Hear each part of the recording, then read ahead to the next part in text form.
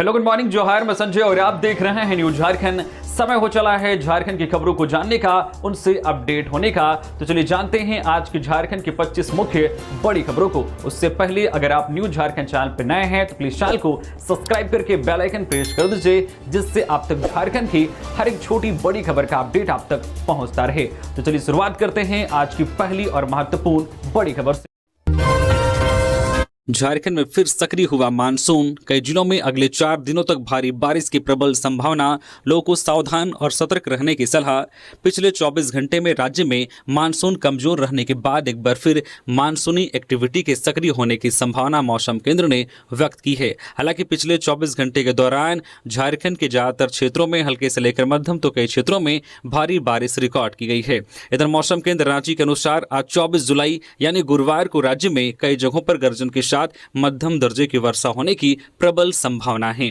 वहीं राज्य के पूर्वी और निकटवर्ती मध्य भाग वाले जिले में कहीं कहीं मेघ गर्जन 30 से 40 किलोमीटर प्रति घंटे की रफ्तार से तेज हवाएं चलने और वज्रपात के साथ भारी वर्षा की संभावनाओं को देखते हुए येलो अलर्ट जारी किया गया है, जबकि कई अन्य क्षेत्रों में भी हल्के से लेकर मध्यम दर्जे की बारिश होगी।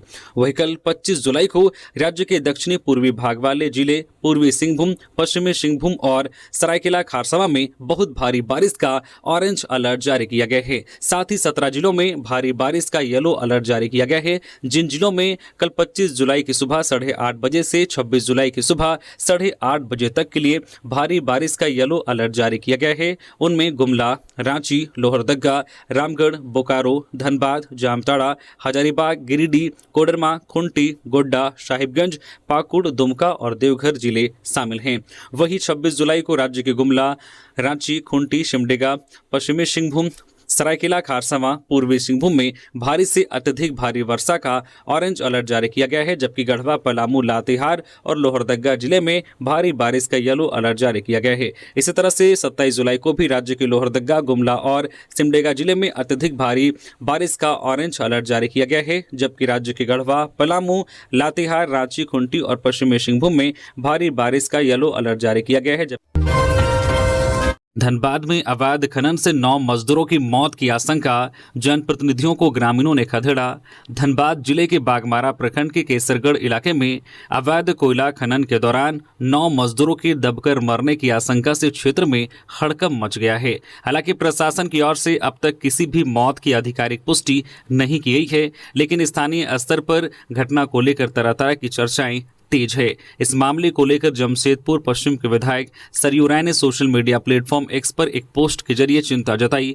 उन्होंने लिखा है कि केसरगढ़ में अवैध खनन के कारण 9 मजदूरों की मौत की सूचना बेहद गंभीर है। सरकार को इसकी निष्पक्ष जांच करवानी चाहिए और दोषियों पर सख्त कार्रवाई होनी चाहिए। विधायक के पोस्ट के बाद गिरिडीह से सांसद चंद्र प्रकाश चौधरी और सरयू राय खुद मौके पर पहुंच गए, लेकिन उन्हें वहां भारी विरोध का सामना करना पड़ा। आक्रोशित ग्रामीणों ने उन्हें घेर लिया, नारेबाजी और धक्का मुक्की भी की।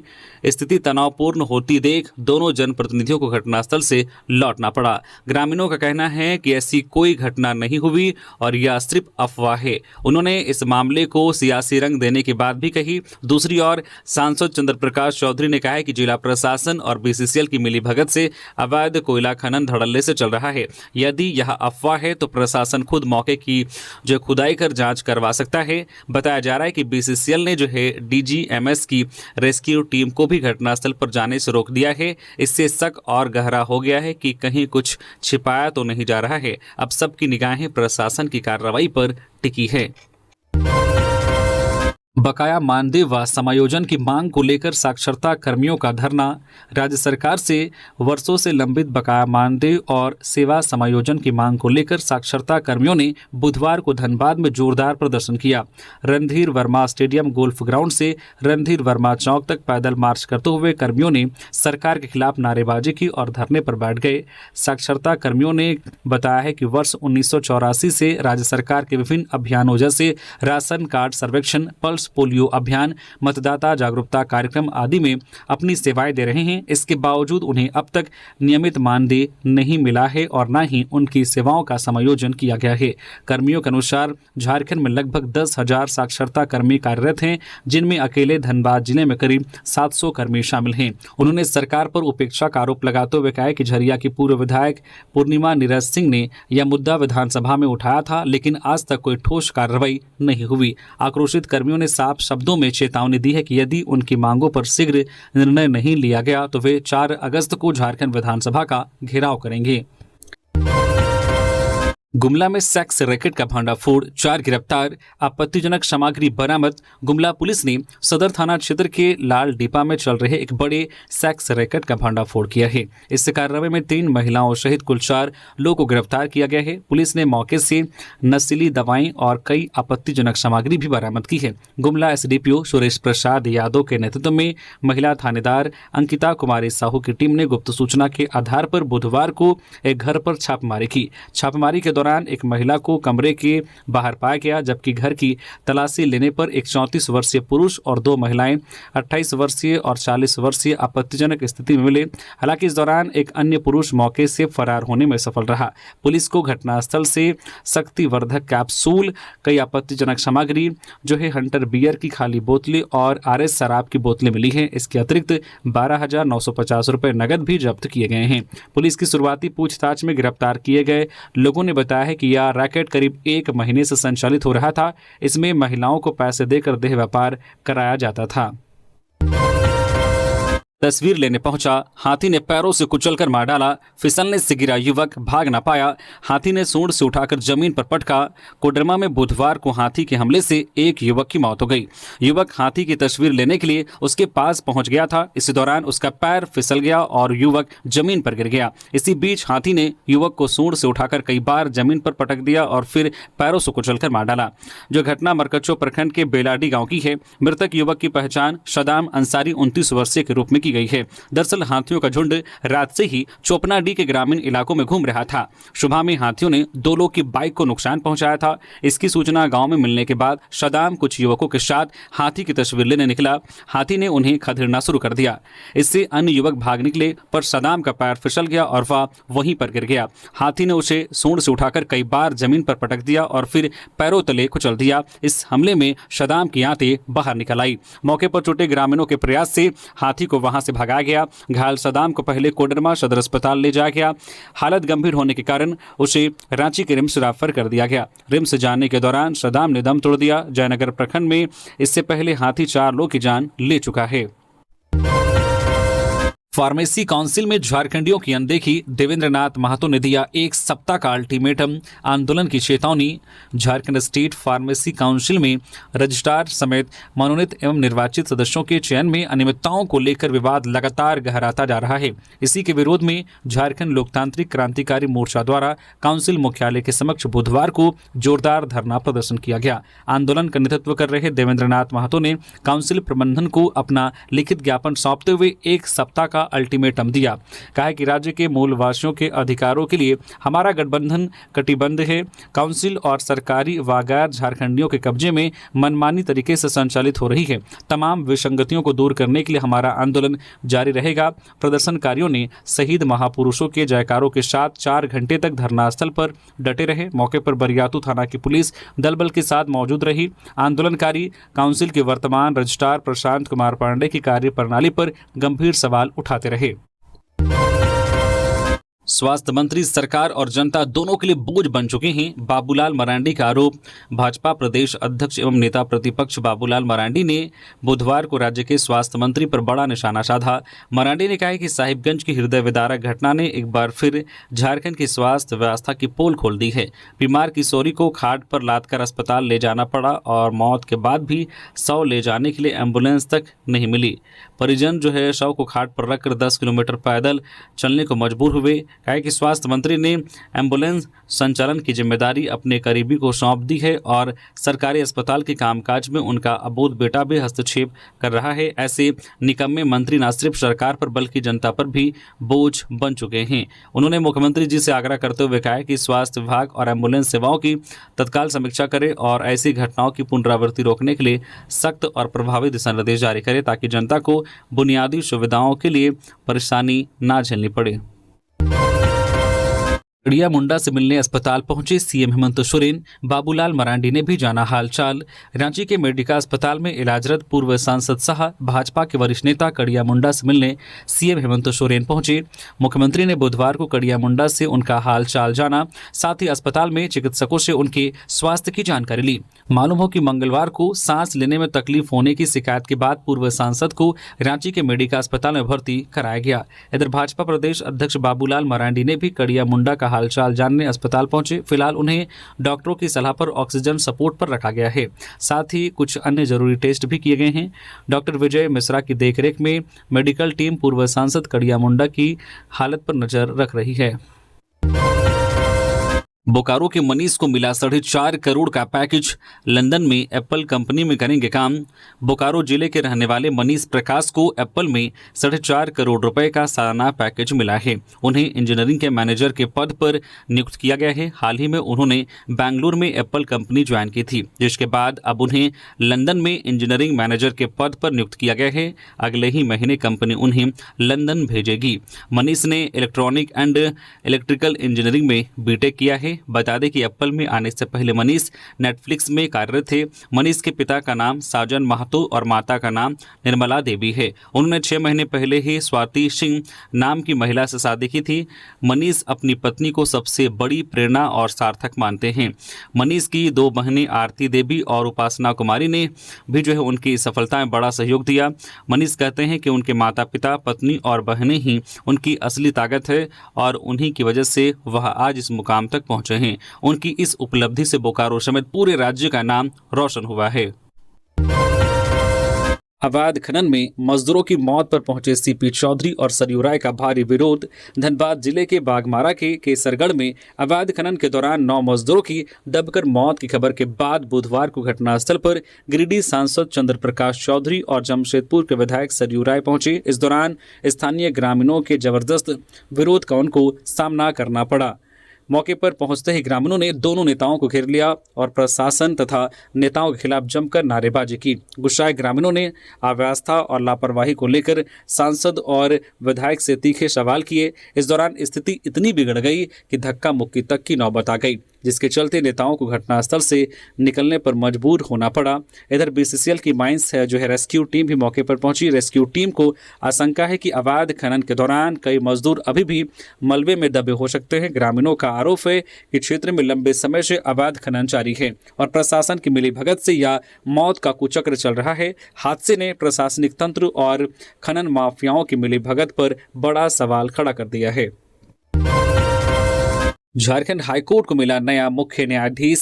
तरलोक सिंह चौहान ने राजभवन में ली पद और गोपनीयता की शपथ। झारखंड हाईकोर्ट को नया मुख्य न्यायाधीश मिल गया है। न्यायमूर्ति तरलोक सिंह चौहान ने बुधवार को राज्यपाल संतोष कुमार गंगवार से राजभवन में आयोजित समारोह में पद और गोपनीयता की शपथ ली। वे झारखंड उच्च न्यायालय के 17वें मुख्य न्यायाधीश बने हैं। इस अवसर पर मुख्यमंत्री हेमंत सोरेन, कई मंत्री, वरिष्ठ न्यायाधीश, प्रशासनिक अधिकारी और न्यायमूर्ति चौहान के परिवारजन भी मौजूद रहे। समारोह की गरिमा और संवैधानिक औपचारिकता के बीच राजभवन में एक विशेष माहौल देखने को मिला।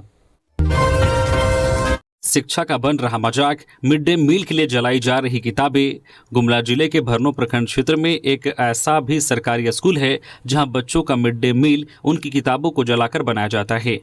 यहाँ शिक्षा के मंदिर में ही शिक्षा की ऐसी दुर्दशा देखने को मिल रही है जिसे देखकर कोई भी हैरान रह जाएगा।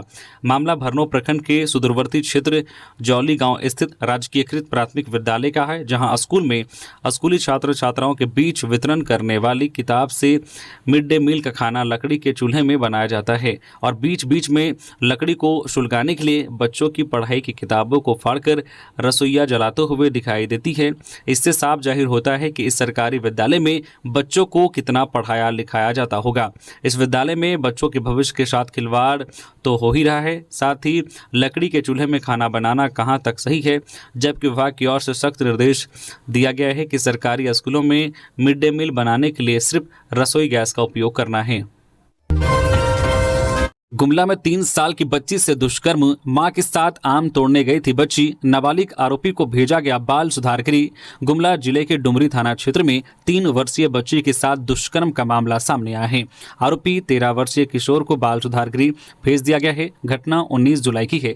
पीड़िता की मां अपनी बच्ची और पड़ोसी किशोर के साथ जंगल में आम तोड़ने गई थी। मां खुखड़ी चुनने गई तो बच्ची को अकेला पाकर आरोपी किशोर ने दुष्कर्म किया। बच्ची की चीख सुनकर मां मौके पर पहुंची तो आरोपी वहां से भाग गया। सूत्रों के अनुसार अगले दिन गांव में पंचायत बुलाई गई। समझौते के लिए 25,000 रुपए जुर्माने की मांग की गई। आरोपी पक्ष राशि देने में असमर्थ था। पीड़ित पक्ष को थाने में शिकायत करने पर धमकी दी गई। हालांकि पुलिस इससे इनकार कर रही है। डुमरी थानेदार अनुज कुमार ने बताया है कि पीड़िता का मेडिकल टेस्ट सदर अस्पताल में कराया गया। उन्होंने गाँव में पंचायत और मारपीट की धमकी की बात से इनकार किया है। थानेदार के अनुसार मामला संज्ञान में आते ही कार्रवाई की गई है और आरोपी नाबालिग को बाल सुधार गृह भेज दिया गया। एक ही परिवार के 3 सदस्य बेहोश मिले, गंभीर हालत में अस्पताल में भर्ती। पाकुड़ जिले के हिरनपुर थाना क्षेत्र अंतर्गत डांगापाड़ा आदिवासी टोला में उस वक्त सनसनी फैल गई जब एक ही परिवार की मां, बेटी और बेटे को उसके घर में बेहोशी की हालत में पाया गया। स्थानीय ग्रामीणों ने जब सुबह 10 बजे तक घर का दरवाजा बंद देखा और अंदर से कोई हलचल नहीं हुई तो शक के आधार पर दरवाजा तोड़ा गया। अंदर का नजारा देखकर सभी दंग रह गए। घर में महिला रिचल हांसदा, उसकी 18 वर्षीय पुत्री मरियम सोरेन और 15 वर्षीय पुत्र सिंगराय सोरेन अचेत अवस्था में पड़े हुए थे। घटना की जानकारी मिलते ही ग्रामीणों ने त्वरित एम्बुलेंस बुलाई और तीनों को सोनाजोरी स्थित सदर अस्पताल में भर्ती कराया। वहां चिकित्सकों ने प्राथमिक उपचार के बाद उनकी गंभीर स्थिति को देखते हुए उन्हें बेहतर इलाज के लिए हायर सेंटर रेफर कर दिया। ग्रामीणों से मिली जानकारी के अनुसार तीनों सदस्य बुधवार शाम खेतों में खाद डालने के बाद घर लौटे थे। इसके बाद वे पास के हाट बाजार में सामान खरीदने भी गए थे। देर शाम घर लौटने के बाद उन्होंने खाना खाया और फिर अंदर ही रहे। आशंका जताई जा रही है कि विषाक्त भोजन की वजह से तीनों बेहोश हुए होंगे। हालांकि सदर अस्पताल के डॉक्टरों का कहना है कि फिलहाल किसी तरह की स्पष्ट वजह सामने नहीं आई है, इसलिए मरीजों को दूसरे अस्पताल में रेफर कर दिया गया है। पुलिस भी मामले की जांच में जुट गई है। फिलहाल तीनों की हालत नाजुक बनी हुई है। घटना के बाद पूरे इलाके में भय का माहौल है। मंत्री सुदीव्य कुमार ने की जेपी नड्डा से मुलाकात। 6 जिलों के अस्पतालों को मेडिकल कॉलेज बनाने के प्रस्ताव को मिली सैद्धांतिक मंजूरी। बुधवार को नई दिल्ली में झारखंड सरकार के मंत्री सुदीव्य कुमार ने केंद्रीय मंत्री अन्नपूर्णा देवी और लोकसभा सांसद विजय कुमार हांसदा के साथ केंद्रीय स्वास्थ्य एवं परिवार कल्याण मंत्री जेपी नड्डा से शिष्टाचार भेंट की। बैठक के दौरान झारखंड राज्य में स्वास्थ्य सुविधाओं को सुदृढ़ करने को लेकर विस्तृत चर्चा हुई। विशेष रूप से राज्य के 6 जिलों धनबाद, देवघर, खुंटी, गिरिडीह, जामताड़ा और पूर्वी सिंहभूम में स्थित जिला अस्पतालों को पीपीपी मोड के अंतर्गत मेडिकल कॉलेजों में अपग्रेड करने के प्रस्ताव पर गंभीर विमर्श हुआ। मंत्री सुदीव्य कुमार ने इन परियोजनाओं के लिए शीघ्र स्वीकृति एवं वित्तीय सहायता प्रदान करने का आग्रह किया, जिससे झारखंड में तृतीयक स्वास्थ्य सेवाओं का विस्तार हो सके और राज्य के नागरिकों को सुलभ एवं उन्नत चिकित्सा सुविधा प्राप्त हो सके। इस पर जेपी नड्डा ने प्रस्ताव पर सैद्धांतिक सहमति प्रदान की है और सकारात्मक सहयोग का आश्वासन भी दिया। पाकुड़ में अवैध लॉटरी कारोबार का भांडाफोड़, 4 लोग गिरफ्तार, लैपटॉप, प्रिंटर और रेलवे की चादरें जब्त। पाकुड़ नगर थाना पुलिस ने एसपी को मिली गुप्त सूचना के आधार पर अवैध लॉटरी कारोबार का पर्दाफाश किया है। पुलिस ने 4 लोगों को गिरफ्तार कर उनके पास से लैपटॉप, प्रिंटर और रेलवे की चादरें बरामद की है। नगर थाना प्रभारी प्रयागदास ने बुधवार को बताया है कि एसपी को क्षेत्र में अवैध लॉटरी बिक्री की सूचना मिली थी। इसके बाद पाकुड़ एसडीपीओ दयानंद आजाद के नेतृत्व में एक छापेमारी टीम का गठन किया गया। पुलिस ने नगर थाना क्षेत्र के बलिहारपुर के पूर्णेंदु शेखर गांगुली, ग्वालपाड़ा के मोती शेख, कुंडापाड़ा के निरंजन कुमार और तलवा डंगा के विशाल कुमार गोस्वामी को गिरफ्तार किया। आरोपियों के पास से एक laptop, 4 smartphone, Nagaland state lottery के 184 बंडल बरामद किए गए। इसके अलावा यूनियन बैंक का एक black cheque, stamp pad, stapler, printer, पैसे गिनने की मशीन और 3800 रुपए नगद भी जब्त किए गए हैं। निरंजन कुमार के पास से बरामद रेलवे की 15 चादरों के लिए उस पर रेलवे अधिनियम के तहत मामला दर्ज किया जाएगा। मुंबई से खेती करने लौटे लखन यादव की सर्पदंश से मौत, ग्रामीण मृत्यु के बाद भी कराते रहे झाड़ फूक। हजारीबाग जिले के टाटीझरिया के बड़ा डहरभंगा गांव में सोमवार की आधी रात एक दर्दनाक हादसा हुआ जिसने पूरे गांव को सदमे में डाल दिया। 48 वर्षीय लखन यादव, जो कुछ ही सप्ताह पहले मुंबई से धान की खेती के लिए अपने गाँव लौटे थे, उनकी सांप के डसने से मौत हो गई। लखन मुंबई में टैक्सी चलाकर अपनी परिवार का भरण पोषण करते थे और इस बार खेती में हाथ बटाने के लिए 17 जून को अपने गांव लौटे थे। लखन यादव अपने फुफेरे भाई लोकनाथ गोप के अंतिम संस्कार से लौटकर मंगरपट्टा निवासी अपने फूफा रामेश्वर यादव के साथ घर पहुंचे। कमरे में फूफा पलंग पर सो रहे थे जबकि लखन नीचे जमीन पर बिस्तर बिछाकर लेट गए थे। उसी दौरान एक जहरीले करंट सांप ने उन्हें गर्दन पर काट लिया। लखन को तुरंत कुछ असहज महसूस हुआ और उन्होंने परिजनों को जगाया। जब परिवार वालों ने कमरे की तलाशी ली तो एक बक्से के नीचे सांप छिपा मिला। परिजन बिना देर किए लखन को लेकर हजारीबाग सदर अस्पताल पहुंचे, जहां डॉक्टरों ने उन्हें तत्काल एंटीवेनम इंजेक्शन दिया, लेकिन तब तक जहर पूरे शरीर में फैल चुका था। कुछ देर बाद डॉक्टरों ने लखन को मृत घोषित कर दिया। इस खबर के फैलते ही गांव में मातम छा गया। परिजनों का रो रो कर बुरा हाल है। दुखद बात यह रही कि लखन की मृत्यु की पुष्टि के बाद भी कुछ लोगों ने यह कहकर परिजनों को भ्रमित कर दिया कि झाड़ फूक से वे वापस जीवित हो सकते हैं। इसके बाद उनके शव के साथ 3 बार ओझाओं को बुलाया गया और झाड़ फूक की कोशिश की गई। हालांकि बाद में उनका अंतिम संस्कार कर दिया गया। गोड्डा पुलिस की बड़ी सफलता, अंतर्राज्यीय वाहन चोर गिरोह का भांडाफोड़, 42 गाड़ियों की चोरी में लिप्त 5 गिरफ्तार।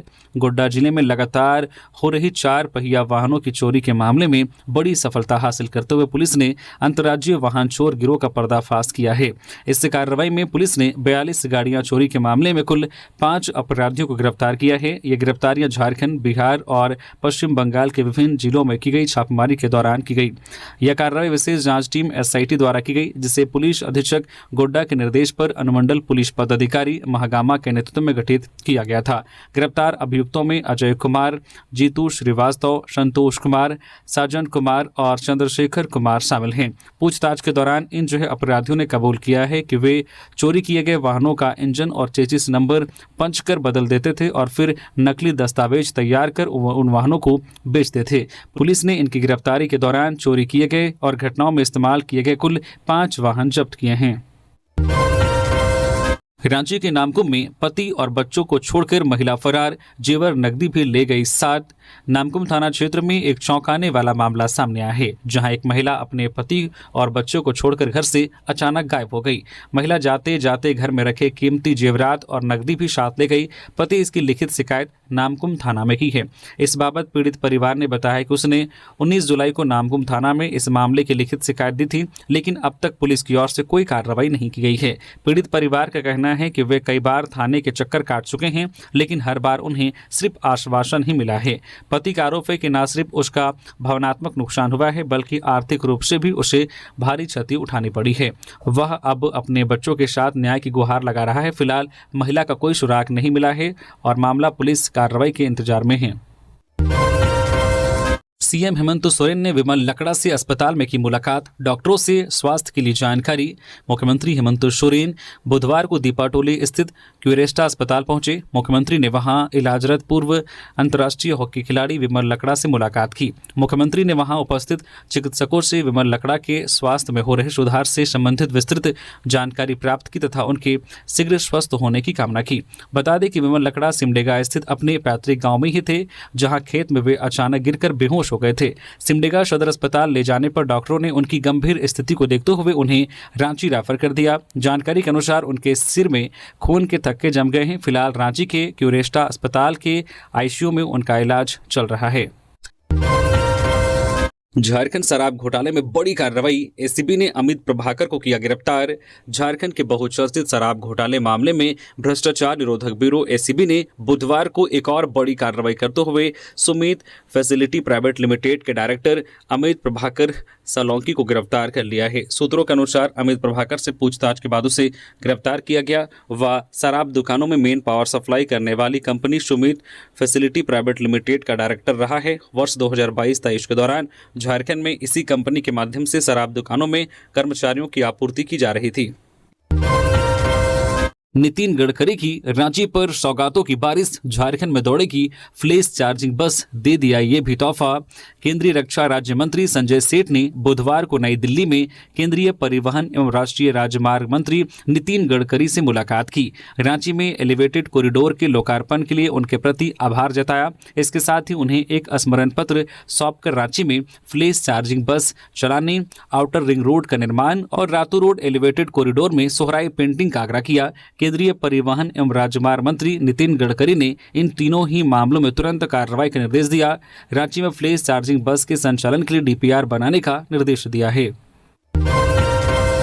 रांची में घंटे भर की बारिश और बड़ा तालाब रोड में घुटना भर पानी, निगम अतिक्रमण अभियान में मशगूल। बुधवार शाम महज 1 घंटे की बारिश ने रांची के बड़ा तालाब रोड की हालत फिर से बयां कर दी। बारिश के कुछ ही मिनटों के भीतर बड़ा तालाब रोड खुद भी तालाब में तब्दील हो गया। इस दौरान कुछ लोग तो उसी पानी में फंस गए और घुटना भर पानी में किसी तरह होकर निकले। इतना ही नहीं, उस रोड में वाहन बीच रास्ते में ही बंद हो गए। लोगों को पानी में घुसकर निकालना पड़ा। स्थानीय निवासियों का कहना है कि यह कोई पहली बार नहीं है, हर बार बारिश होती है, हर बार यही हाल होता है। रोड पर पानी भर जाता है और बाइक, स्कूटर सब बंद पड़ जाते हैं। प्रत्यक्षदर्शियों के अनुसार एक तरफ की सड़क पूरी तरह बंद हो गई है और यदि कोई वाहन चालक अनजाने में उस दिशा में चला जाए तो उसका फंसना तय है। कई बाइक सवारों को पानी में धंसते देखा गया, जिन्हें राहगीरों की मदद से बाहर निकाला गया। इस क्षेत्र की सबसे बड़ी समस्या खराब ड्रेनेज व्यवस्था है। कई वर्षों से स्थानीय लोग इसकी शिकायत करते आ रहे हैं, लेकिन अब तक कोई ठोस कदम नहीं उठाया गया है। बारिश का पानी ना निकल पाने के कारण यह इलाका हर बार बारिश में जलमग्न हो जाता है। गिरिडीह में किसानों को फसल बीमा योजना से जोड़ने का अभियान शुरू, डीसी ने जागरूकता रथ को किया रवाना। प्रधानमंत्री फसल बीमा योजना के व्यापक प्रचार प्रसार को लेकर बुधवार को समाहरणालय परिसर से जागरूकता रथ को हरी झंडी दिखाकर रवाना किया गया। जिला उपायुक्त रामनिवास यादव ने रथ को रवाना करते हुए कहा कि यह वाहन जिले के सभी प्रखंडों के पंचायत क्षेत्रों में जाकर किसानों को योजना के प्रति जागरूक करेगा और उन्हें फसल बीमा का लाभ लेने के लिए प्रेरित करेगा। जिला उपायुक्त ने बताया कि प्रधानमंत्री फसल बीमा योजना का उद्देश्य किसानों को प्राकृतिक आपदाओं के कारण होने वाले फसल नुकसान से सुरक्षा प्रदान करना है। मंत्री शिल्पी ने इटकी में 2 बच्चों और वज्रपात से मृत महिला के परिजनों से की मुलाकात, 4 लाख रुपए मुआवजे की प्रक्रिया शुरू। राज्य की कृषि मंत्री शिल्पी निहात्रिकी ने बुधवार को क्षेत्र भ्रमण किया। इस दौरान वह इटकी प्रखंड के हरमू गांव पहुंची। हरमू गांव निवासी सूरज मुंडा के पुत्र अमृत मुंडा और पुत्री प्रीति मुंडा की जान सही इलाज के अभाव में चली गई। मंत्री ने गाँव जाकर पीड़ित परिवार से घटना की जानकारी ली और गाँव का भ्रमण भी किया। बताया गया कि दोनों बच्चे पिछले कुछ दिनों से बीमार चल रहे थे, जिनका इलाज जनों ने स्थानीय स्तर पर कराया था। मंत्री शिल्पी निहात्रिकी ने घटना के प्रति गहरा दुख व्यक्त किया है। उन्होंने कहा है कि इसकी भरपाई संभव नहीं है, लेकिन भविष्य में ऐसी घटना की पुनरावृत्ति ना हो, इसके लिए गांव के लोगों को जागरूक होना होगा। उन्होंने कहा कि जब भी कोई बीमार पड़े या किसी को चिकित्सा की आवश्यकता हो तो सरकारी अस्पताल में इलाज ही बेहतर होगा। मंत्री ने ग्रामीणों से झोला छाप डॉक्टर से दूरी बनाने की नसीहत दी है। दोनों बच्चों की मौत के मामले में जांच शुरू कर दी गई है। वही सरकार की मेडिकल टीम गांव में कैंप कर ग्रामीणों की जांच में जुट गई है। आखिर किस बीमारी से दोनों बच्चों की जान गई है, इसकी जांच स्वास्थ्य विभाग कर रहा है। इसके साथ ही मंत्री मांडर के गोरखो गांव निवासी अंजलि कच्छप के आवास पहुंची। अंजलि कच्छप की जान वज्रपात की वजह से चली गई थी। वज्रपात में गांव की ही एक महिला और एक बच्चा भी बुरी तरह से घायल है, जिनका इलाज अस्पताल में चल रहा है। पीड़ित परिवार को सरकार की ओर से 4 लाख रुपए का मुआवजा प्रदान करने की प्रक्रिया शुरू कर दी गई है। चैन स्नैचिंग की जानकारी देने पर 25,000 रुपए का इनाम। पलामू पुलिस ने अपराधियों की तस्वीरें जारी की। सूचना देने वालों की पहचान गोपनीय रहेगी। पलामू में चैन स्नैचिंग की बढ़ती घटनाओं के मद्देनजर पुलिस ने अपराधियों की धरपकड़ के लिए नई पहल की है। मेदिनीनगर शहर थाना क्षेत्र में चैन स्नैचिंग की घटनाओं को देखते हुए पुलिस ने 6 मोटरसाइकिल सवार अपराधियों की तस्वीरों वाला एक वांटेड पोस्टर जारी किया है। जिले की एसपी रेशमा रमेशन ने पोस्टर जारी कर इनाम की घोषणा की है। उन्होंने कहा कि अपराधियों की सूचना देने वाले को 25,000 रुपए का नगद इनाम दिया जाएगा। सूचना देने वाले व्यक्ति का नाम और पहचान पूर्णतः गोपनीय रखी जाएगी। यह इनाम केवल सटीक और उपयोगी सूचना देने वाले को ही मिलेगी। प्रेमिका के घर गया प्रेमी, खिड़की से लड़की मिली लाश। लड़की के परिजनों पर हत्या का आरोप, कई बार गांव में हो चुकी थी पंचायती। गिरिडीह में बुधवार को एक युवक का शव बरामद किया गया। शव उसकी ही प्रेमिका के घर की खिड़की से लटका था। घटना देवरी थाना क्षेत्र के मनकडीहा गांव की है। मृतक के परिजनों ने लड़की के परिजनों पर युवक की हत्या का आरोप लगाया है। इधर आरोपी पक्ष घर से फरार है। मृतक की पहचान देवरी थाना क्षेत्र के मनकडीहा निवासी वार्ड सदस्य जो है मकबूल अंसारी के पुत्र सोहेल अंसारी उर्फ साहिल 30 वर्षीय के रूप में की गई है। वही घटना की सूचना के बाद पुलिस मौके पर पहुंची और शव को पोस्टमार्टम के लिए भिजवा मामले की जांच में जुट गई है। राज्यपाल संतोष गंगवार पहुंचे मेडिका, कड़िया मुंडा के स्वास्थ्य के लिए जानकारी। राज्यपाल संतोष कुमार गंगवार बुधवार को मेडिका अस्पताल रांची पहुंचे। वहां उन्होंने इलाजरत पूर्व लोकसभा उपाध्यक्ष पद्म भूषण कड़िया मुंडा से मुलाकात कर उनकी स्वास्थ्य की जानकारी ली। राज्यपाल ने अस्पताल में मौजूद चिकित्सकों से मुंडा के उपचार की प्रगति और स्वास्थ्य की स्थिति के संबंध में विस्तृत जानकारी प्राप्त की। राज्यपाल ने कहा कि कड़िया मुंडा जी सादगी और जनसेवा के प्रतीक हैं। मैं ईश्वर से उनके शीघ्र पूर्ण स्वस्थ होने की कामना करता हूं। बीसीसीएल खुद करवा रहा अवैध खनन, माफिया से मिली भगत का इरफान अंसारी ने लगाया आरोप।